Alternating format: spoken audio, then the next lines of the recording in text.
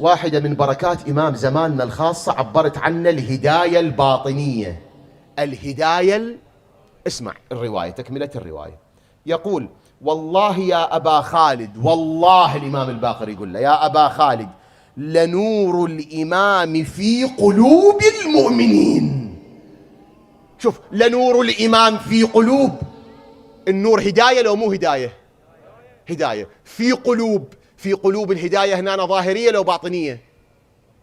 في قلوب باطنية. ولهذا أنا عبرت واحدة من بركات الإمام الخاصة في زمن غيبته هي الهداية الباطنية اللي كل احنا مشمولين بيها أنا وياك.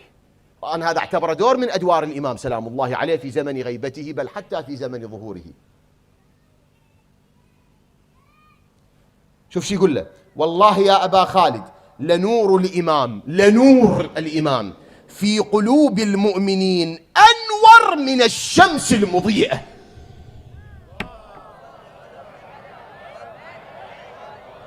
هذا الكافي بين يدي قاعد أقرأ نص يقول لنور الإمام بقلوب المؤمنين أكثر نورا من نور شنو؟ الشمس. فتوقعوا كل مؤمن نور صاحب الزمان هكذا في قلبه، يهدي له ما يهدي.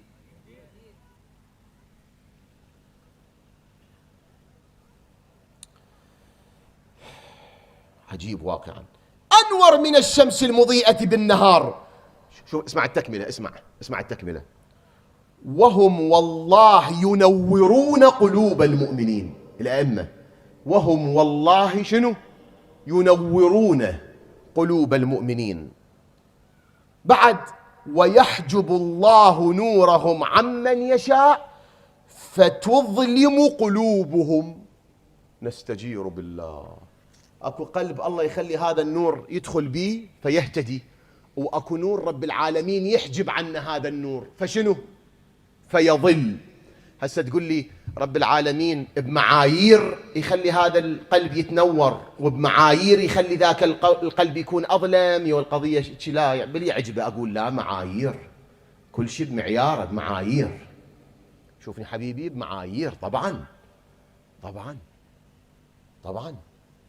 ستقول لي وضح، يعني شلون بمعايير؟ على سبيل المثال، إنسان يقبل إلى الله تعالى، يقبل إلى الله، هذا النور رب العالمين ينطيه إياه بقلب نور الإمام فيجيب للهدى، يوصل إلى بر الأمان. أما واحد يقضيها كذب، يقضيها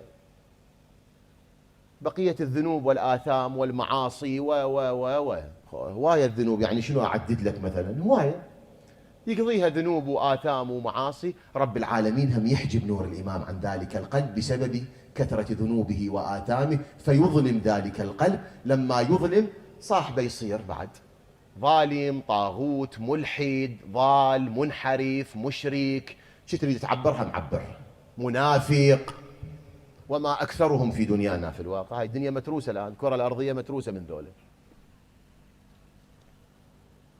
تعبير آخر: تريد نور الإمام يدخل لقلبك، خلي شباك بقلبك، نافذة. النور يحتاج نافذة لو ما يحتاج؟ يعني أنت تبني لك غرفة ما بيها باب ولا بيها شباك، ما يدخلها النور. أما ايش قد ما تخلي نوافذ بالحجرة، ايش قد ما النور يدخل شنو؟ أكثر. أنت خلي كم نافذة بقلبك للإمام سلام الله عليه. افتح لك كم نافذة، افتح لك كم نافذة بقلبك. هيك الحكي.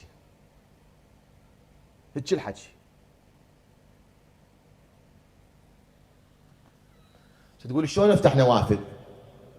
بالطاعة مثلا، كذا، ترك الحرام، وهو الدور يجذبك من يدك ياخذك الى بر الامان ان شاء الله تعالى.